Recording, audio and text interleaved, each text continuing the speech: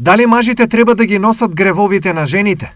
Ова е едно од прашањата кога тие во црква, манастир или некое друго свето место ќе се најдат заедно со непристојно облечени жени. Што за ова вели православието?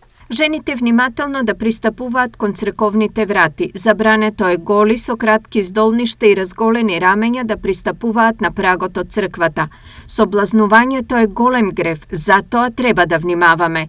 Задолжително е во Божиот храм да се влезе во долго здолниште и шамија и уште поважно да се пристапи со чиста мисла и душа.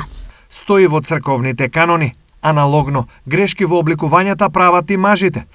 Како и едните и другите треба да влегуваат при посетата на црковните храмови. Идентично како и за жените постојат правила за облекување и кај мажите. Рамената задолжително треба да бидат покриени, а панталоните да бидат долги и пристојни. Предвидуваат кодексите за облекување при посета на верски храм.